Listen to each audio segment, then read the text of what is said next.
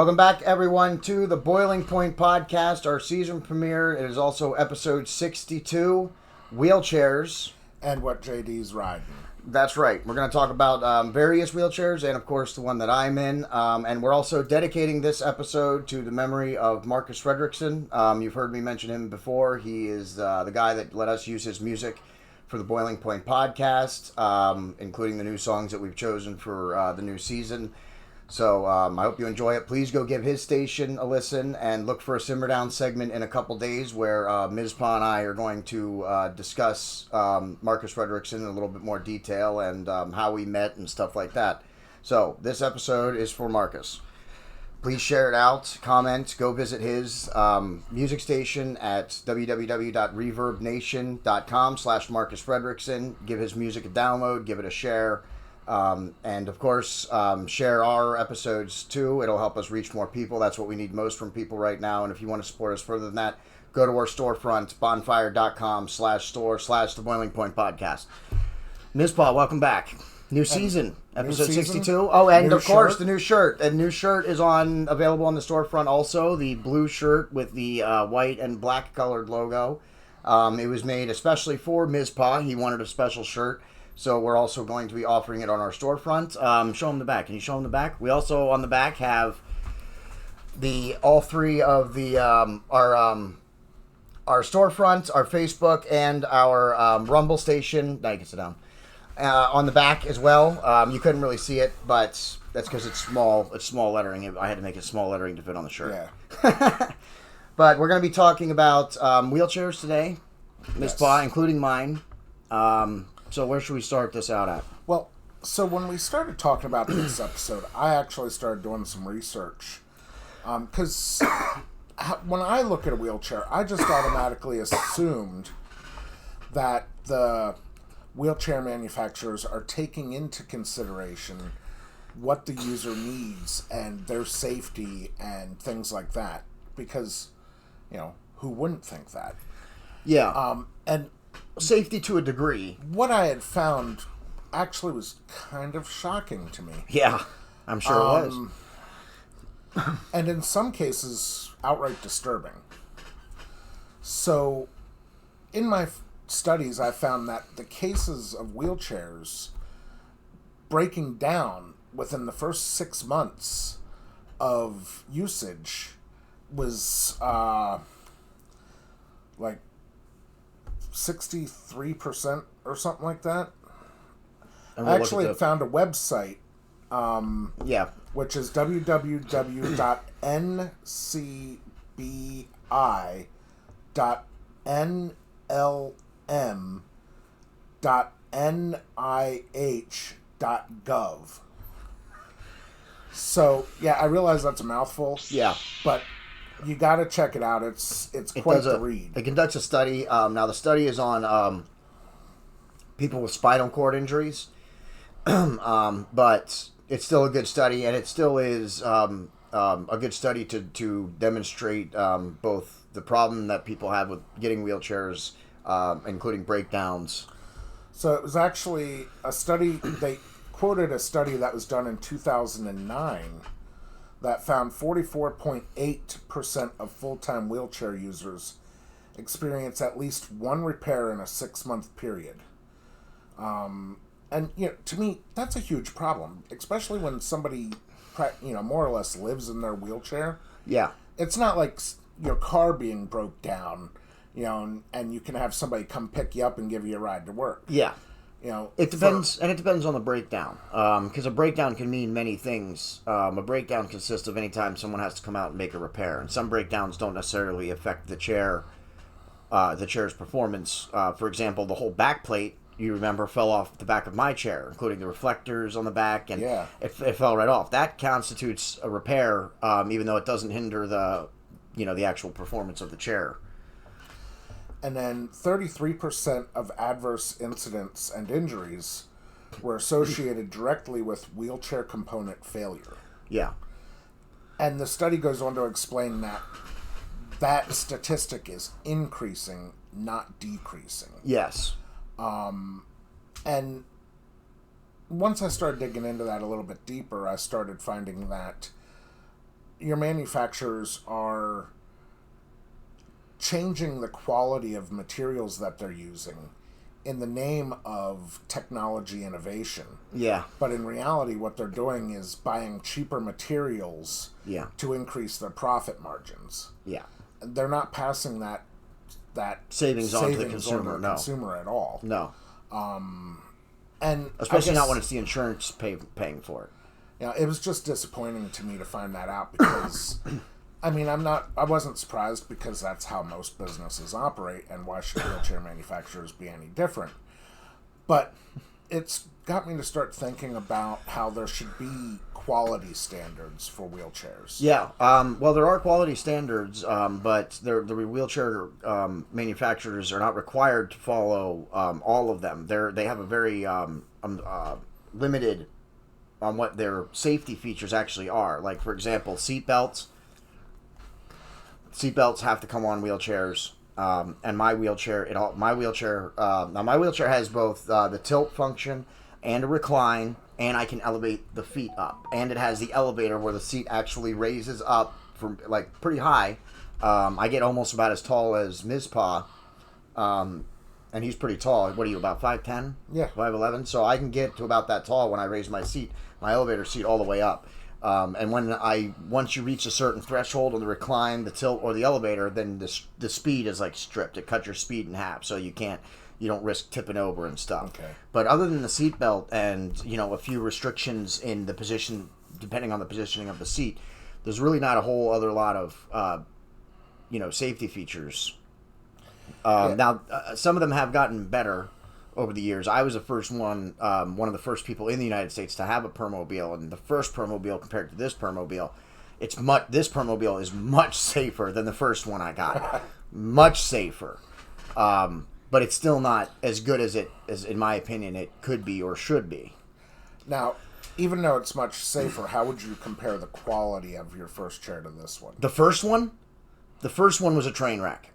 Yeah. Yeah, the first one was a train wreck. I mean, you remember it. We had just I got my first Permobile right before I had met Mizpah, actually, in 6th grade. I got it in the summer after my 5th grade, and then I had it for a little bit in 6th grade, and then there was a problem. It went in the pool. I did not do it.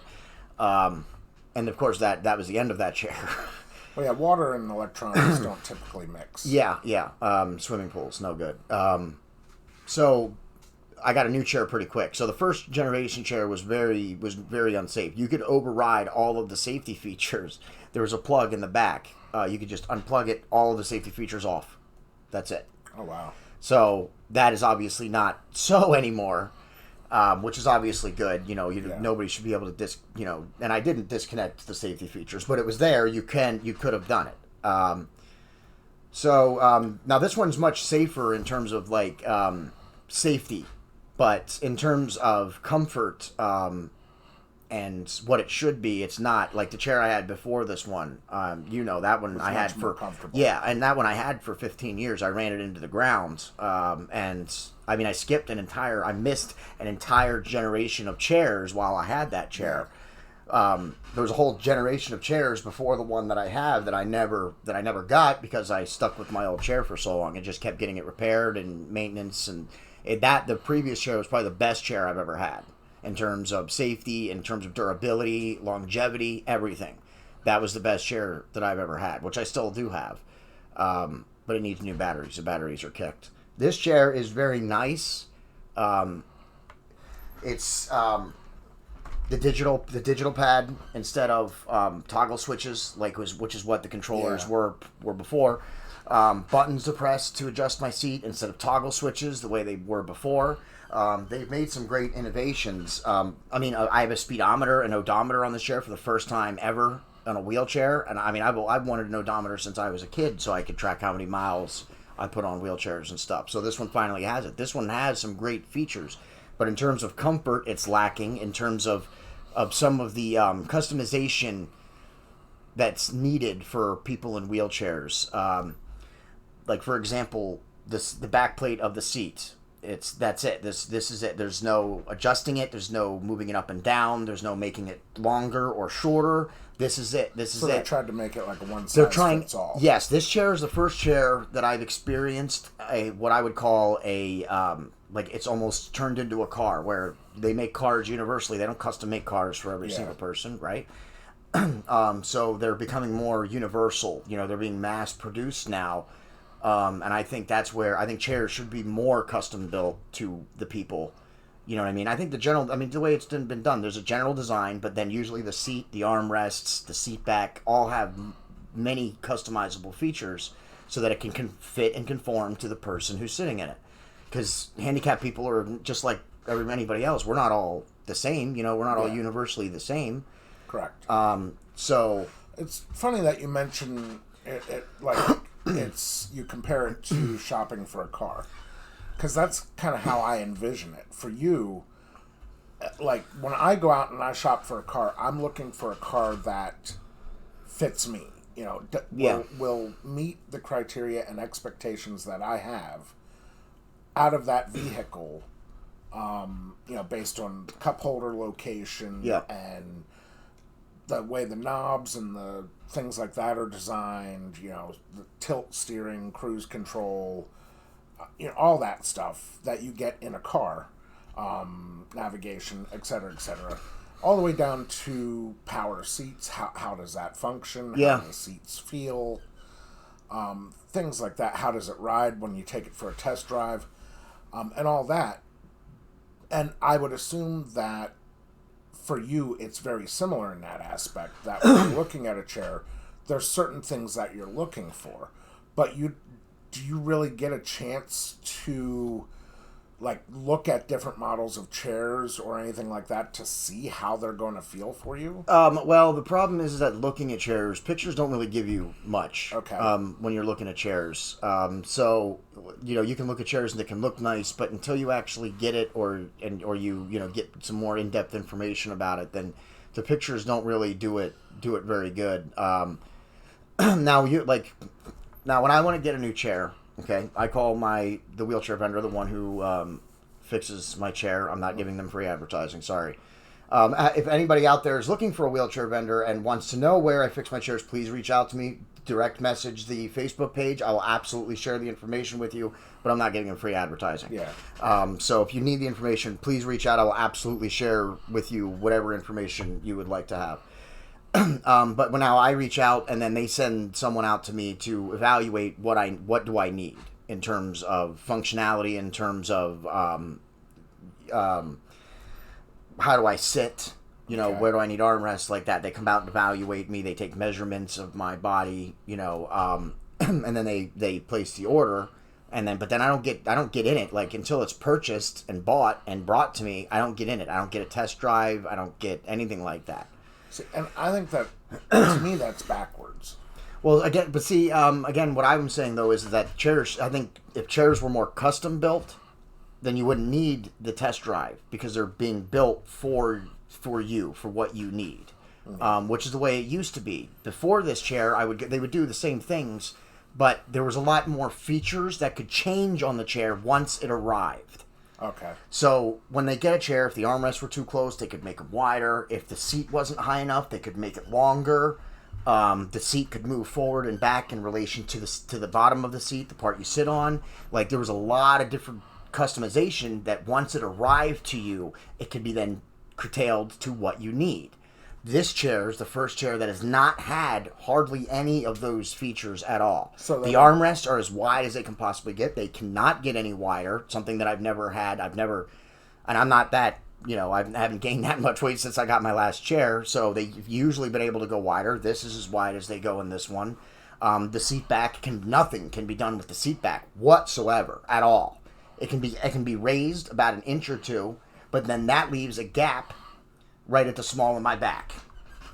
Well, so no, but so I've lowered it, which has helped my back. But see, the way that I transfer, I lean back like this to lift my butt and to transfer and stuff. Now that's more difficult.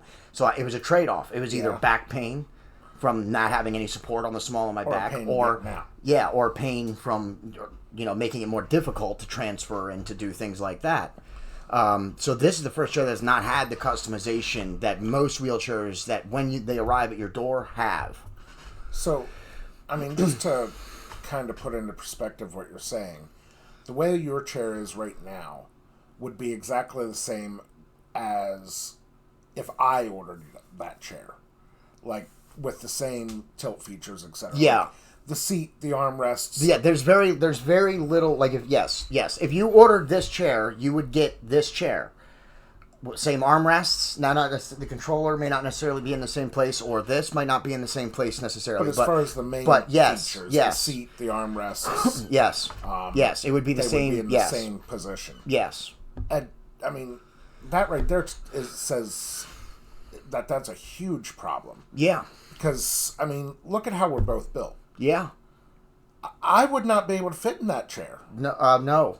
Probably not. No, I would prefer a little more space here. I would like the armrest to be about another half inch, which would give me another full inch in overall, but a half inch in both directions. That's what I would like. Another half an inch from both my armrests. So but this is as far as they go. Backwards in that aspect. Yeah, I mean, but like it's just like everything though. Better in some respects, technological. The digital screen, the push buttons for the features. As far as customization. Yeah, but then they've cut costs. Probably because some of the technology has cost more that they've made in wheelchairs. But so to control their own costs, they've cut costs in other corners and made things less customizable and so forth. Because look, if the armrests move, the back seat, that's all screws and more pieces. So I think that's where they're trying to. They've slimmed down on the customization. And it seems like that's not just a manufacturer specific thing. That's kind of the way the industry itself is heading. Yeah, because the wheelchair companies really have no. They have almost no association with the consumer. The vendor that I use, I don't contact Permobile to get a new wheelchair. I contact my vendor. My vendor buys a new wheelchair and then buys the next wheelchair, Permobile or an Omega or a Jazzy or whatever the wheelchair make is. Yeah. So you don't get. There's no connection between the consumer and the guy and the people who are building it. None.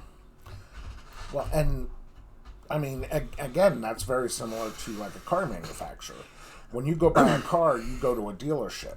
True, but you're not going directly to, say, the Chevy or Ford manufacturer. Yeah, true, but except for a few exceptions, most cars, at least most mid-sized cars, most sedans, you get into a car, you have a seat that can come forward if you need it forward. It goes back if you need it back. It tilts, it reclines if it needs recline. Now those are the seat, the steering wheel adjusts. So, and that's really the equivalent of kind of what we're talking about is just as simple as your seat moving in a car. Yeah. I mean, now I do have features. I can recline, I can tilt, my feet go up, and I have an elevator, but that's not, we're talking about the hardware, the backrest of the seat should be able to be longer or higher if I need it to be higher. The armrest should be able to go wider or much closer if I need them closer. If I wasn't as wide as I am, then maybe I would need them to be a little closer. Yeah.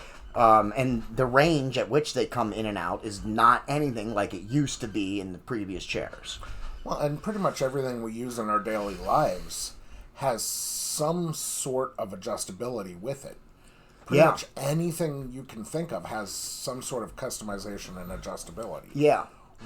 So for chairs to not have those features is just mind-boggling to me. Well, I mean, it's all about... Especially when they used to. Yes, exactly. Again, like I said, some things... the tilt, the recline, the elevator, that didn't come standard on chairs always. You know what I mean? Those are great new features. And even though, for our viewers, I actually had to pay for them out of pocket. The elevator, the elevator seat, the part that makes my seat raise up and go back down, I had to pay for out of pocket. Which you've had ever since you were a young kid. child. Yes. Since the first Permobile I ever got, I've always had the elevator. And then eventually, once they added the features, the recline and the tilt, then I got those also. Yeah. But this time, the insurance did not want to pay for the elevated seat, despite 2 letters from my doctor saying that it was medically necessary, because it is. If without the elevator, my independence gets cut down significantly. Now, yeah, I mean, do I always raise my chair up? No, I can't even say that I would do it every day, but there are instances where raising my chair up has been very useful, both out in public, like in stores and so forth, to reach counters, and here at my house when I want to reach something. I'm very independent, as most people out in wheelchairs, I believe, want to be. Yeah. They don't want to ask for things up on a shelf. They want to just grab it just like anybody else can. So, and having an elevator seat was very important to me, which is why we paid for it out of pocket, but we did have to pay for it out of pocket. I have to share this with you because I think you'll find it interesting. I was out at a grocery store and there was a gentleman in a wheelchair, and he was trying to get something off the top shelf. Now, he did not have the elevation in his chair. Yeah, there's a lot of chairs that don't offer that feature. He was struggling with it. So me, being the good person that I try to be, I said, excuse me, sir, would you like me to get that for you? And he very snappily just looks at me and goes, I ain't dead yet. Yeah. And grabbed his cane and reached up with his cane, grabbed it, pulled it down. Yep. I said, and just went about my day. Yep. So, I mean, that just goes to show the independence that a lot of individuals try to have. Yeah. Because just because you're in a wheelchair doesn't mean you don't have an independent way of thinking. Yeah, exactly. And that's one thing I think that's one of the reasons you and me have gotten along as well as we have over the years, because you've always tried to find ways of doing things on your own, and I've always at least left you made an attempt before coming and saying, hey, would you like some help? Yeah, absolutely. And then for people out there who see someone struggling, and don't be afraid, you can offer your help, but if they respond with a smart comment, please don't take it personally. That's it comes as second nature from so many people asking if you need help. It just comes second nature sometimes. You don't even think about it. You're just like, does it look like I need help? Or something like that. Well, because I'm sure you get tired of hearing the question too. Yeah, but sometimes I do need help, and sometimes when they offer, I'm like, yes, please, thank you, so you can always offer the help, but if they say no, I got it, thanks, then just let them do it. Yeah, it doesn't matter if it takes them how long it'll take them. If they want to do it themselves, that's what they want to do. And my thing is that once someone is asked, and if it's refused, if someone asks me if I need help and I say no, and then it turns out later that I do need help, then it's on me to ask at that point. Yeah. Not to have someone continue to ask, because I don't like when people continually ask me. I answered you once. That was my answer. If I need help, I'll ask you at that point. I'm sure that there's a little bit of... sometimes when that happens, it's a little humbling to you because, well, damn it, now I do need the help. Yeah, I can't say that happened. At this point, I know what I'm capable of doing and what I'm not capable of doing for the most part. So that doesn't happen to me very often, hardly at all. But yeah, sometimes it does. Sometimes. That's why I try not to be rude to strangers when they do offer my help. Because if I do end up needing it, then I don't want to have been an asshole to them. So, because unlike at least some of the people in wheelchairs that I've met, we tend to be assholes sometimes, more than maybe we should be sometimes. But I try not to be. I try and put forth effort not to be. Well, and I'm sure a lot of people who are permanently in wheelchairs tend to try to not let it get to them as best as they can. But I mean, people have bad days. Yeah, exactly. Yeah, exactly. Yeah. I have bad days. You have bad days. We all have bad days. Yeah, absolutely. So yeah, I get it. Yeah, and then that just but sometimes when we're having a bad day and then we need help too on top, we can't complete what we wanted. That can just make it even. It's like piling on. You know what I mean? So I mean, back to wheelchairs though. Another thing while I was doing research that amazed me was, while the amount of customization as far as seat adjustments and things like that has significantly decreased, the functional operations and options that they have available in their in manufacturer lineups has significantly increased. Yeah, including models of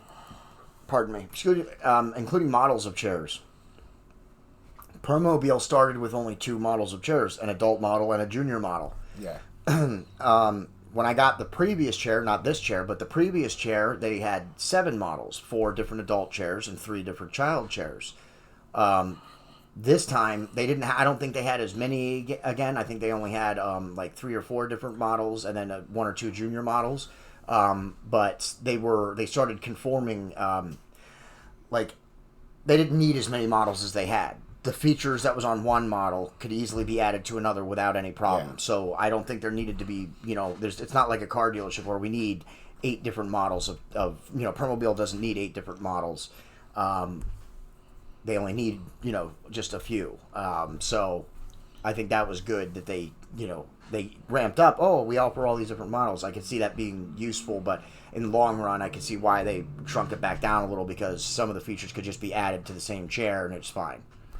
So, when I was looking into this, I think the options that they offer, again, I hate to keep going back to this analogy of buying a car, but when you're looking at cars, you have cars that have heated seats and power mirrors and, satellite navigation and wireless linking and all these gizmos and gadgets and bells and whistles.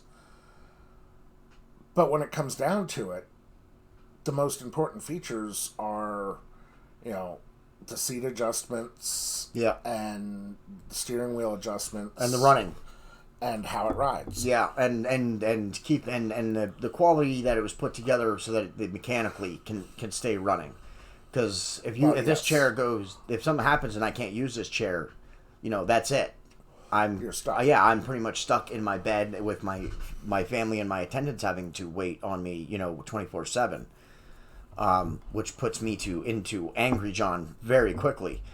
So yes, I mean that's the thing people don't realize. Just feed you a Snickers. No, and it's not like, and that's the other thing. I mean, I've had loaner chairs before, but only when the repairs were going to be like weeks. Yeah. And that's not something that's normally done. So. Yeah, I don't know what to say about that though. Like when someone has a breakdown, I don't think it should take as long. I think the wheelchair company should be able to fix it and then bill the insurance company. So I don't think that they should have to get insurance approval before they repair something, especially with critical breakdowns, like when the chair is not running. That I'm sorry, I don't think the insurance can be billed later. In my opinion, if it's a critical injury, then they should just accept the bill after the work has been done. And that was actually something that I wanted to get into, and I guess we can get into that now. When you had gotten your chair, yeah, and got it here to the house, everything was set up, you're in it. It's now yours. They're done, gone. Yep. And they left. With the statistic that I had read, about 43% of chairs break down within the first 6 months. Yeah. How long was it from the time you got your chair till your first breakdown? It definitely was longer than 6 months. I did not have a breakdown with this chair in the 6-month period. In fact, for the most part, this chair, except for, that's what's weird. Mechanically, the chair's been doing pretty good. But it's superficially, like I said, the back piece fell off, and the bells and whistles. Yeah. It's just some of the little things. Nothing that hinders the chair, thank goodness. But I have had repairs needed. It wasn't in the first 6 months, but it was definitely within the first right after a year. Because I called them right after the chair was a year old, and I said, hey, it's a year old. Do you guys do any maintenance or anything? Of course, they said, no, we don't do anything unless you're having a problem. I called after a year because I thought maybe that they had some kind of general maintenance where they would go over the chair, make sure all the screws were tight and everything, makes sense. And make sure nothing was loose and so forth. But they didn't. They said, well, if you have a problem, then let us know. But other than that, no. So it was, and then it was shortly after that I had a problem with the back piece. And if I remember it, you had a problem with your controller. Right? No, not the controller, but how it was mounted. No, I haven't had any problems with the controller. I thought I was having an issue a while ago. I thought the joystick was going out. It's a problem that I've had in other wheelchairs, but it turned out to be nothing. It turned out to be nothing. Actually, no, I'm sorry. What it turned out to be was that the batteries were old and I needed to get new batteries. So it was just order new batteries. Batteries don't last very long in power chairs. Okay. A year. Oh, wow. And then it's time, if you're not looking into new ones, you're going to be very soon after that. And well, I mean, I have a different kind of lifestyle than maybe most people in wheelchairs. I don't always get a full charge. I don't always, I'm not always sleeping long enough to get a full charge or whatever, which can make the batteries not last quite as long. So I usually run through batteries about once a year. I usually get batteries replaced about every year. Worst case, every 15 months. So that's, and tires and batteries are the only real major things that I've had with this chair so far. I thought there was a point where your controller actually just I'm sorry, you're right. Yes, and people saw that on one of the old episodes. Yes, sorry, I got confused because we were talking about I thought you were asking me about like a problem, like in interior, like the chair was broke down interior, not like a hardware problem, like it was an electronic problem or something like that. So that's where I was confused. My apologies. Yes, this part, the mount right here that you can see, our viewers can't see it. Sorry, but it's just a little. This clamp. part, it's a clamp with a screw. It's the cheapest part on the whole chair that holds the controller on, the most important part of the chair, and it broke. It just, from wear and tear. I mean, I just happened to, all I did was push on the joystick to go forward, and it went and broke, and it swung there, and then my mom and my brother, we used duct tape, super glue, Gorilla Glue, and we, put that back together until they came out to actually fix it. And how long did it take them to come fix it? A couple of weeks. 4 weeks, 3 weeks, 4 weeks, yeah. So you had to deal with a controller that was duct tape and super glued. Duct tape and bubble gum. Yeah. For about 3 weeks, yeah. 3 weeks until they came out and fixed it. Yeah, because they had to get the piece, because even though it's the cheapest part, and probably a lot of people have this part that needs replaced, they didn't have any, so they had to order the part. And they had to get insurance approval to come out. And most of the time when I call them, they usually send someone out to come and look at the chair. Anyway, they don't just take my word for it anymore. It's what it seems like. They send somebody out to look at the chair to see what's wrong with it. So they send somebody out to have them look at it and go, "Yep, it's broke." Well, no, I mean, they send someone out to look at the chair, but I've already told them I've had a chair for 30 years. Ever. Yeah. So I know what's wrong with my chair most of the time. So when I can tell them what exactly is wrong with the chair, I do, and I'm very descriptive. They know, and they're like, and usually they're like, okay, yeah, I know what piece you're talking about, but then they still have to send someone out here to look at it. So I think that's the insurance. The insurance requires that someone who knows how to work on chairs comes out to verify that it's actually broken, I guess. So what I've learned is there's a whole lot more that goes into the behind the scenes on wheelchairs than just simply, going out and picking one up. It's not as easy as I would think it should be. It depends. If you know what you're like. For me, I like this brand of wheelchair. It's Permobile, and I like this brand of wheel. It's not a perfect wheelchair. They're not the best company in the world. They have their shortcomings, just like anything else. But for the most part, it's the features that Permobile offers: the tilt, the recline, the elevator. Other chairs don't offer those, or all of those. There's other chairs that offer the tilt and the recline, but don't necessarily offer the elevator. And there's chairs that offer the elevator, but then don't necessarily offer the tilt and the recline. Okay. So, which is why I've been sticking with Permobile, because that's the one part that they have improved on is allowing the user to be able to put his seat where he wants. Because my first 4 Permobiles did not have that feature. If I wanted my seat back, or I had to have someone come and unscrew something, and then we had to adjust it and tighten it, and is that good? Nope, it needs to just untighten it, and so. But this is now that this seems pretty standard now on wheelchairs. Like, even my insurance did pay for the tilt and the recline, they just didn't pay for the elevator. Okay. But the tilt and the recline are, I believe, important.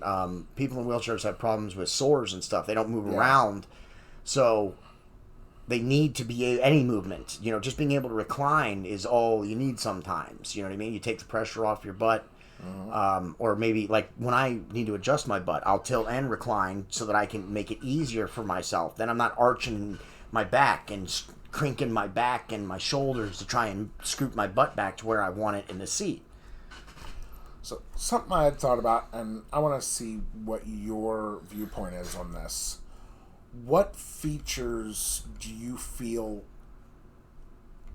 manufacturers could go without, as far as things that are offered in wheelchair models, motorized wheelchair models now? What do you mean do without? Just like some of the bells and whistles. Like, where do you foresee it becoming a little excessive? I think they're trying to make them the first Permobile I got was huge. It was wide. It didn't fit. It was like 30. It was like 32 inches wide. I mean, unless it was a literal handicap doorway, it didn't fit. Yeah. And they're much smaller now. I mean, the first Permobile I had, I think, was 28 or 30 inches wide. This one is only about 22, I believe. Wow. That's a big difference. Yeah. And that part is nicer because you don't have to worry about doorways so much. But they're making it sleek. What they've done to make it more sleek and a little bit smaller so it's not so big and bulky have been good, but I think they should stop while they're ahead. Because they've already, for example, the armrests on those are crap. They're cheap. They're crap. So they've gone too far in some respects already, which is why I think they just stop while they're ahead.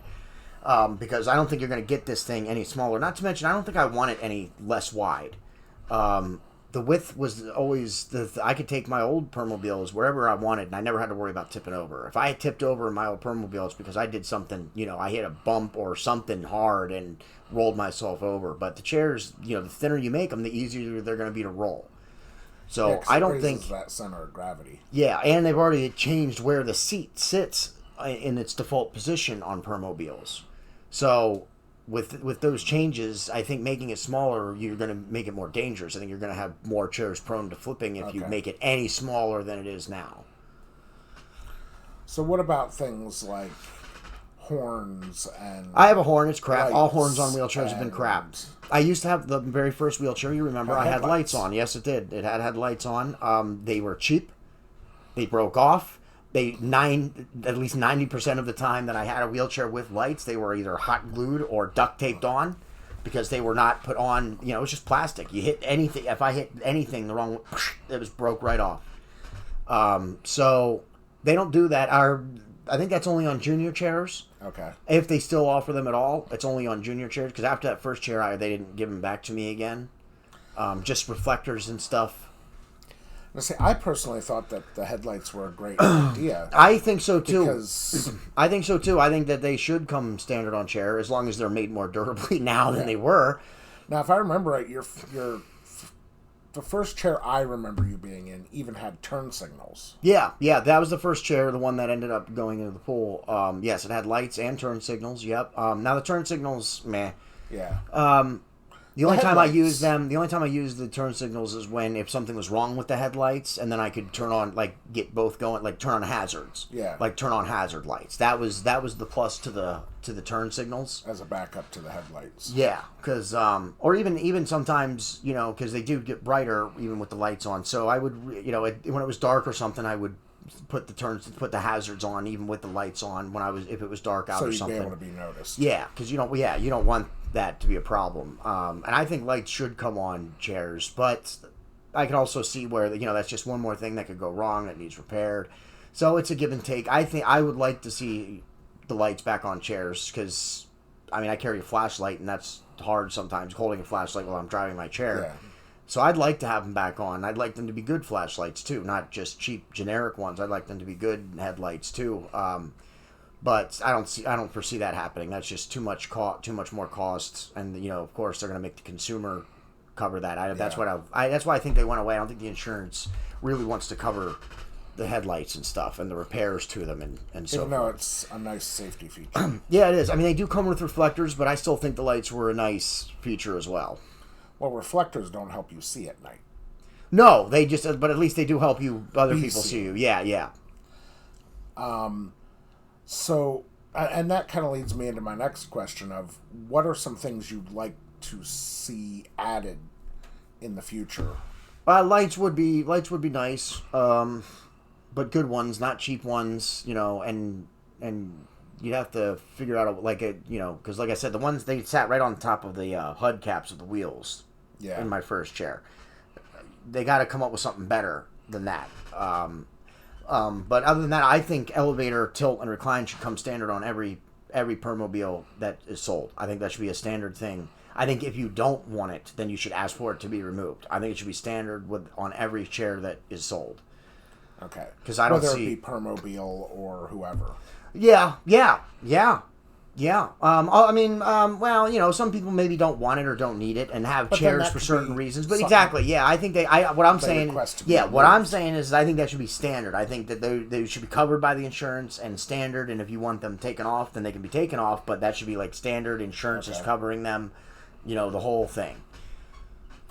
But other than that, and again, I would go back to allowing more customization to like the backrest, the armrests, yeah. I would want to see more customization, not less. I want to see more customization, because people in wheelchairs, just like everybody else, are not universal. We're not universal. We're just not. So everybody, each person needs maybe a different back seat. So like me, I'm tall from the waist up compared to most people in wheelchairs. I'm pretty tall from the waist up, so I need a high backrest because I'm taller. Yeah. And that's just like anybody else. Other people are short; they need shorter seat backs. So that's what I'd like. There's more seat customization. Potentially lights or headlights of some kind, as long as they were good and durable. Okay. But for the most part, most of the features have been good features, especially the tilt, the recline. Those are the two of the most important features, I think, that have been added since, I was a kid. Okay. Is the tilt and the recline, because being able to move and reposition and stuff with, like I said before about, I don't have to arch and strink and crink in my back to get my seat where I want it. Plus, being able to take the pressure off my hips and stuff sometimes, just lay back and watch a little TV and be comfortable. Being able to do that is excellent. When I was a kid, I was just like any other kid. I was built indestructible. I could eat plastic.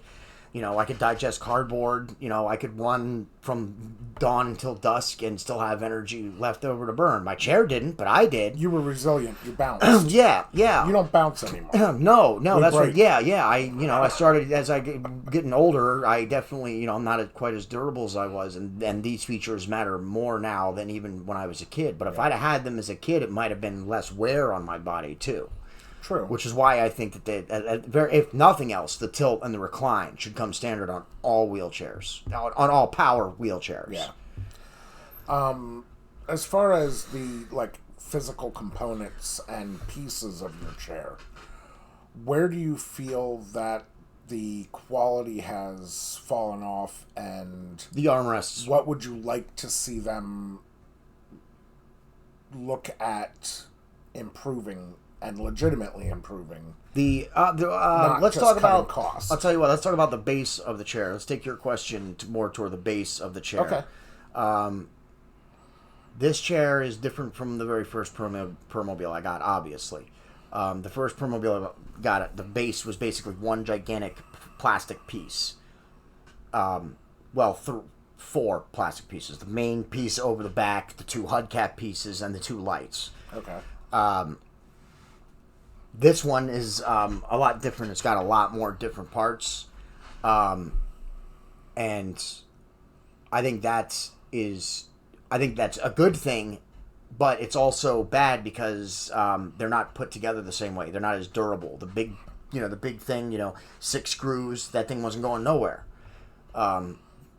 These, as I said, my back piece fell off, the part with my reflectors and stuff off the back already, you know what I mean? And the reason it can't stay on is because of a screw in the middle section that's missing. So with these different pieces now, there's more screws, more parts, and that leads to more breakdown. So if you're going to have it the way it is now, you got to make something more durable than it currently is right now. Okay. That's what I would say about the base. Now, it's real easy to access the batteries out of this base, as opposed to the way it used to be. The way to get the batteries before, in the first chair, was you had to take the effing wheel off. You had to take the effing wheels off to reach the batteries. Because that makes sense. Yeah, and then after that, they put them in the front, underneath the footrest. So you had to, sit the whole chair on, an elevated, almost like a lift. in order to get the batteries. Now they're right in the side. They open up a piece, slide the batteries right out. So some things have been improved, and then other things that they've tried to improve, but whether they're doing it, cheaply or incorrectly, there are still a few problems. But that's pretty much with everything. Okay. So, it sounds like we've pretty much brought this full circle now at this point. Yeah, let's talk about a little, just for a second, about the because I mentioned like the Omega, the Jazzy. There's other chairs, and they offer different things. And so if you're watching this and you're looking for a chair or looking for a chair for a loved one, then do your homework. Look into what features they have. The wheels, the body, everything. Just check it out, just like you would a car, because all that stuff matters. It does matter to the person who's spending, 16 or 18 hours a day in the chair, more. Yeah. So, yeah, it's there's only so much you can look at, but do everything you can before you pick a chair, so that way you make sure you can get the right one. And having somewhere where you could go to actually like test drive a chair, I think would be again though, I mean, nice. I see it being hard to do, but as someone who when they were looking for wheelchairs for me, they had a couple of chairs that I could like test drive. Okay. So, but they weren't like the actual chairs that I got. They were just like, just to see what I needed in terms of joystick. Okay. That type of thing. It wasn't like a full-on thing, but I have test-driven chairs, but it was mainly just to see, hey, all right, do I want the joystick here? Does the joystick work? Do I need something else? Okay. Like, it was that type of thing. But yes, I would agree with you, though. I think wheelchair vendors should have models of wheelchairs in their showroom and allow people to drive them around. Now, my vendor does have chairs in the showroom. And they do that. They do allow people to switch into different chairs and see what is this seat going to work for you? Does that seat work for you? So they do. My vendor does do that. Okay. I found the chair that I want. There's not another chair out there that has the features that this chair has that I require at this point in my life. Okay. So, and even though I have complained about it, and there are problems with Permobiles, it is still one of the best ones, I think, out on the market. The Jazzy is a smaller version of this. I'm not a fan of them. Too small. And they also operate.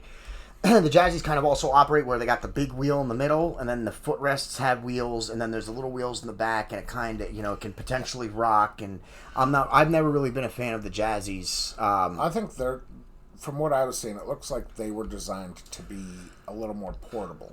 Yes, they're portable, and I can see maybe people using them around the house and stuff, but it's definitely not for me. I'm active. I need a chair that's going to take the punishment that I'm going to dish out. So the Jazzy's not for me. The other chair that I talked about was the Omega Track, which was, at the time that I looked at it, bigger than the Permobile. Okay. In terms of width, length, tire size, the whole nine. It was basically a tank. It was what it was. The body was built out of not like a plastic, but a much more durable. And that would be something that probably would be good for somebody who's going to be maybe. That would have been good for me outdoors. That would have been good for me between the age of 13 and 21. Like if you were going to be outdoors more often. Or... Yeah. That's built to take the punishment that I dished out to the Permobiles, which at the time that I was dishing out the punishment to the Permobiles, it was not ready for it. Because when I was a kid, the Permobiles, like I said, they only had two. They had the junior chair and the adult chair, and they were both kind of Cadillac. The Permobiles was always kind of the Cadillac of the wheelchairs, not, the Jeep. Not the off-road vehicle. And you needed the Jeep. And I took my Cadillac off-road on more than one occasion. So, yeah? I mean, I've taken my Permobiles over creeks, through mud bogs, through forests. I've had them everywhere. So, I'll take the chair wherever I need it to go. But yeah, the Permobile is one of the nice ones, and there's more durable ones out there, but they don't offer the features that I need. And then there's ones that are maybe only if you only need something around the house, then the Jazzy might be for you, but it's definitely not for me. And there are specialized manufacturers out there who make wheelchairs that are for like specific purposes. Like I talked about a Jazzy and the Permobile and the Omega Trek today, but there's way more than that. Those are just the three that I'm most familiar with because I've looked into maybe getting them before. I had actually found a company that specifically makes wheelchairs for people who hunt and fish. Like it looked like tank tracks. Yeah. And it had... And see, that's something, if I ever, when this podcast, please share it out, makes it, and I could, if I ever start making, money off of it or something like that, I if I ever make it where I, financially stable and secure, I could see myself getting, different wheelchairs, and obviously I would have to pay for them out of pocket. My insurance isn't going to cover it, but I'm just saying, that's something that I would definitely look into if I had the means to do that. I would definitely look into a hunting chair or a fishing chair or a chair specifically for when you're doing camping and the off road and in the woods kind of things. I would definitely have that. Would be ideal if I had a chair specifically for that type of activity. But the insurance doesn't cover that, so I'd have to pay for it out of pocket. And let's talk about costs for a minute. Yeah, sure. Just because I about fell the hell out of my chair when I saw how much a wheelchair can cost. Yeah. If you had to pay for your chair. This chair. Mm-hmm. If you had to pay out of pocket for your chair. Keep in mind that we did pay out of pocket $1,500. $1,500 for just the for elevator feature. Yep. What would the whole chair have cost you out of pocket? Just over $36,000. I'm going to let that set for the viewers for a second. Can you say that one more time? Just over $36,000. Okay. This is the most expensive chair that I've had. All the other chairs, the first Permobile, now this is how far it's come too. The first Permobile, $18,000. Which is still not cheap.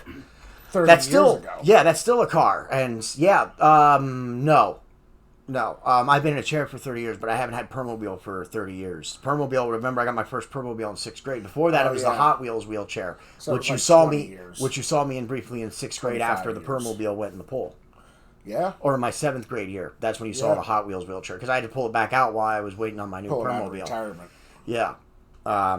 So what, about 25? Yeah, 25 years, yeah. That's just astounding. Yeah. The chair that lasts now, the best value chair I had, the chair I had before this, the one that I still have in my room, that one was about 25, 26, but it lasted 15 years. So, in roughly a 25-year period, if you didn't have insurance that would cover the cost, or I wouldn't have had as many chairs. I wouldn't have had as many chairs as I had though either. But I mean, let's face it, you run your chairs until they're on their last leg. Yeah, I am hard on them. Yeah, I am known in corners of the wheelchair industry. Not many people can claim that they've cracked the frame of their wheelchair, but I can. You would have spent, if you had to pay out of pocket, enough money to buy a house. Let's see. Let's count. Let me see if I can think of how many chairs I've had. 6 chairs. 6 chairs, ranging from 18,000 to 30, just over 36. So let's just say, let's take an average of 25,000. Yeah. Per chair. Times 6, and you're looking at 150. And your chances are it's probably closer to about 200. Yeah. Yeah. That's insane. Yeah.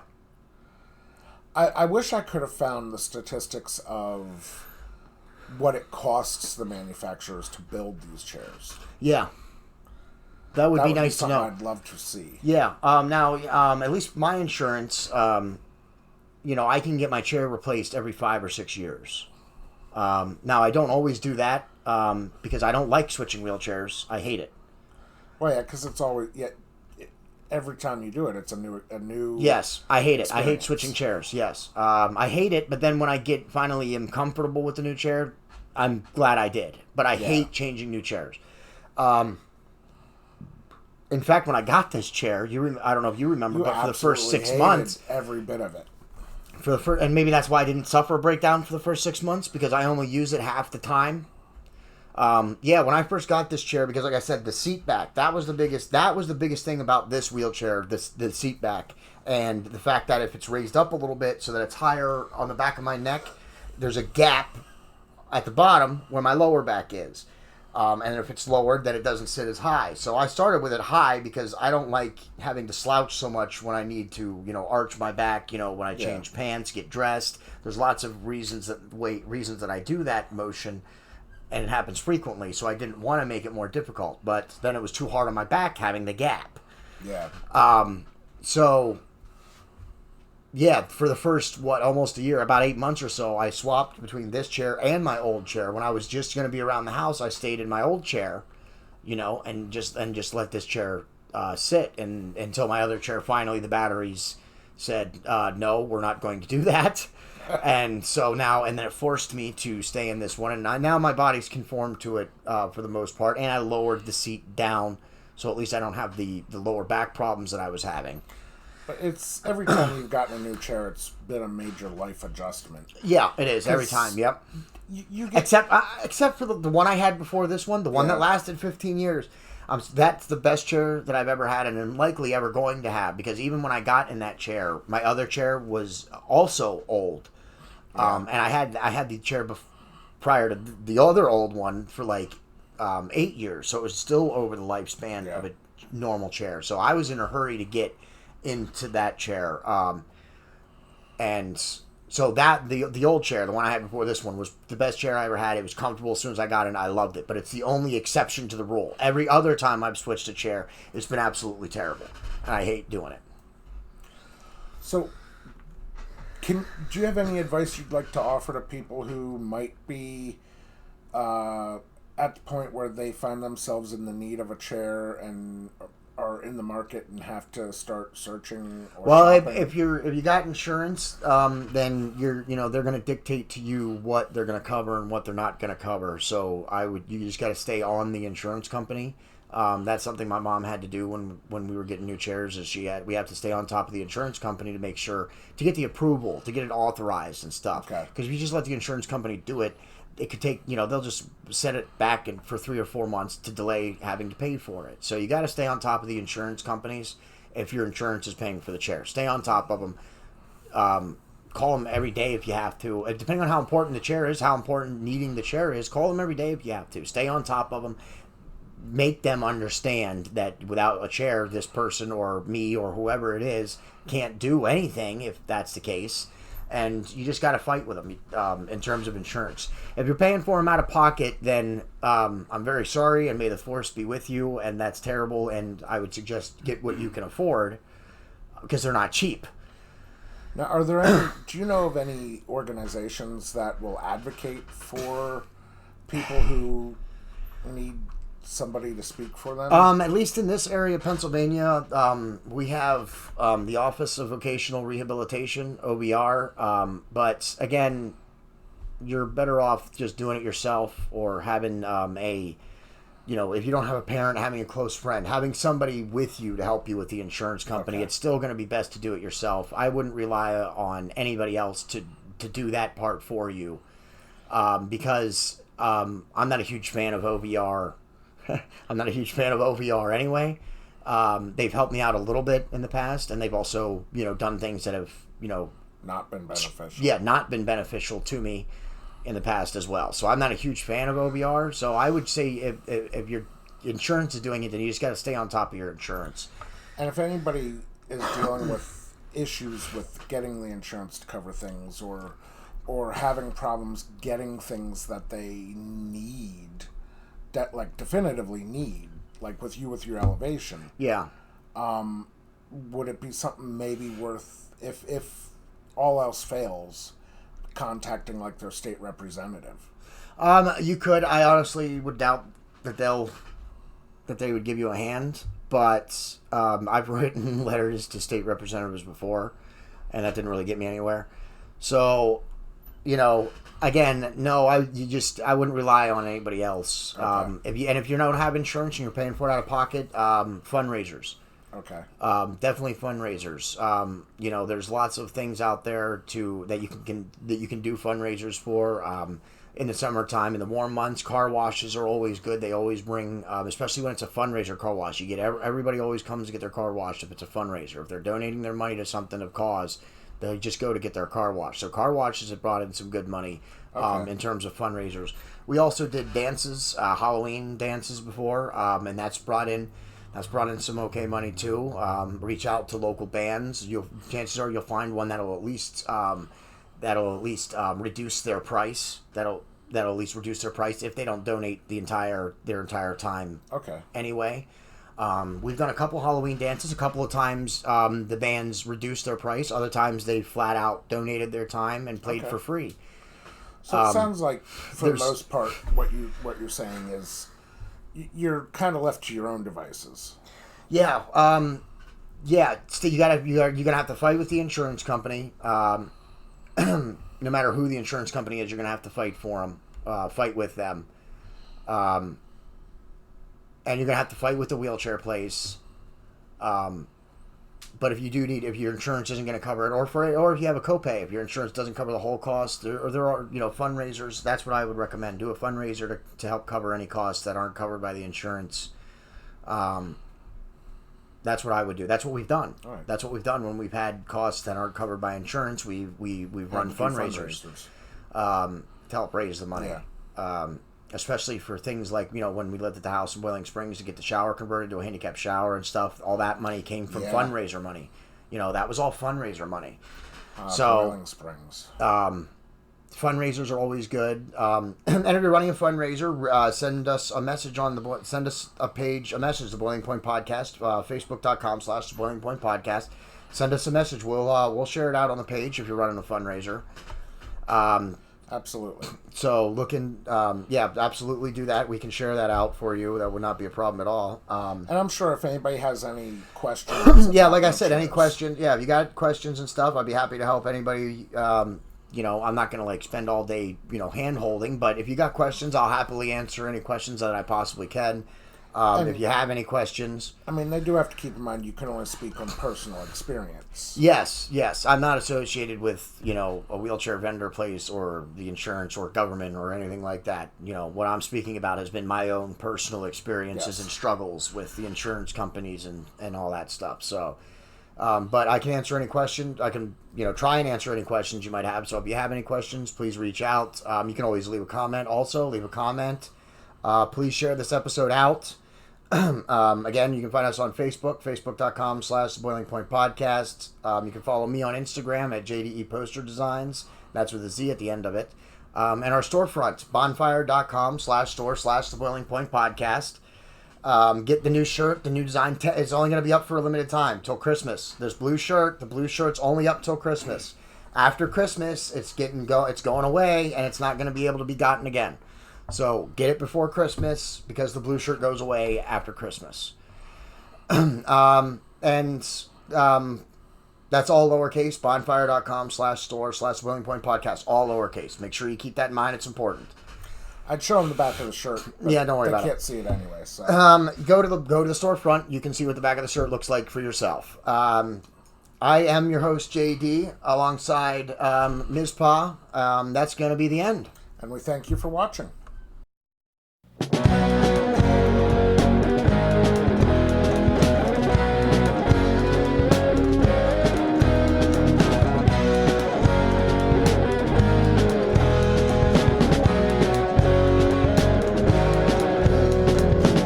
I'm not around, have you found?